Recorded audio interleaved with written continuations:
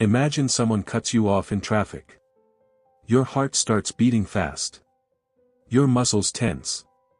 And suddenly you feel an intense urge to shout or react. Why does this happen? Is aggression something we are born with? Or something we learn from our environment? Today we are going to explore aggression in psychology, what it is, why it happens, and the major theories psychologists use to explain aggressive behavior. Introduction. Hello everyone, welcome back to the channel. In today's video we will discuss what aggression is in psychology, types of aggression, major psychological theories of aggression, biological and environmental causes, and finally, how aggression can be controlled. Aggression is a very important topic in psychology because it plays a role in violence, crime, bullying, domestic conflict, and even everyday arguments. Understanding aggression helps psychologists develop strategies to reduce violence and improve social relationships. Definition of aggression. In psychology, aggression refers to behavior intended to harm another person who is motivated to avoid that harm. There are three key elements in this definition. Intent, the person intends to cause harm. Behavior, aggression involves actions, not just thoughts or feelings. Harm, the action causes physical or psychological damage. For example, hitting someone, insulting someone, spreading rumors, cyberbullying. All of these behaviors can be considered forms of aggression. However, if someone accidentally harms another person without intention, it is not considered aggression in psychology. Types of aggression. Psychologists usually divide aggression into several types. 1. Hostile aggression. This type of aggression is driven by anger and emotion. The main goal is to hurt someone. Example, two people get into a heated argument and one person punches the other in anger. 2. Instrumental aggression. This type of aggression is goal-oriented. The person uses aggression as a tool to achieve something else. Example, a robber threatening someone with violence to steal money. Here the goal is money, not necessarily harming the person. 3. Physical aggression.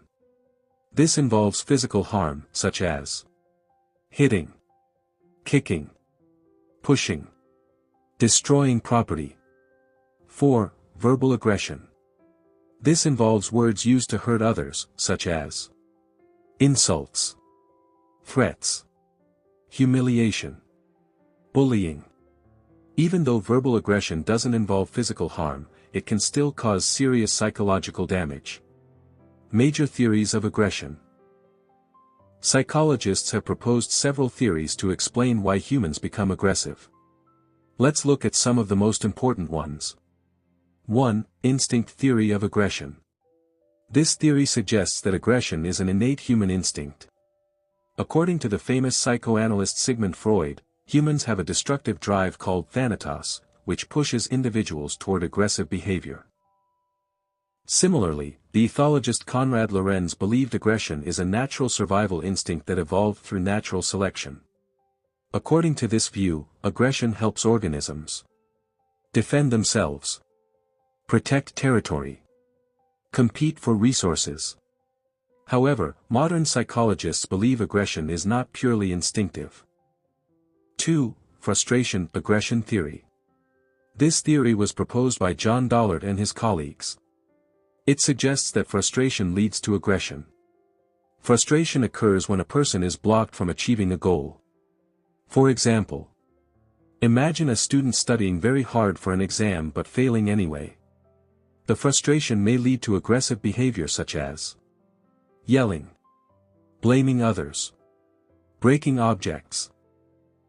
Later research suggested that frustration does not always lead to aggression, but it increases the likelihood of aggressive responses. 3. Social learning theory. One of the most influential explanations of aggression comes from Albert Bandura. According to this theory, aggression is learned through observation and imitation. People learn aggressive behavior by watching others, especially parents, friends, media characters. Bandura demonstrated this idea through the famous Bobo doll experiment. In the experiment, children watched adults behave aggressively toward a toy doll. Later, the children imitated the same aggressive behavior. This study showed that aggression can be learned through modeling. Biological factors of aggression. Aggression is also influenced by biological factors. These include 1. Brain structure. The amygdala plays an important role in emotional responses and aggression. Damage or overactivation in this area can increase aggressive behavior. 2. Hormones. Hormones like testosterone are often linked to higher levels of aggression. Higher testosterone levels are sometimes associated with competitive and aggressive behavior. 3. Genetics. Some studies suggest that genetic factors may influence aggressive tendencies. However, genetics interact with environmental factors. So aggression is usually a combination of biology and environment. Environmental causes of aggression. Aggression can also be influenced by environmental factors such as exposure to violence, family conflict, substance abuse, peer pressure, social inequality. Research also suggests that media violence, such as violent movies or video games, may increase aggressive thoughts and behaviors in some individuals. However, the relationship is complex and still debated. How to control aggression.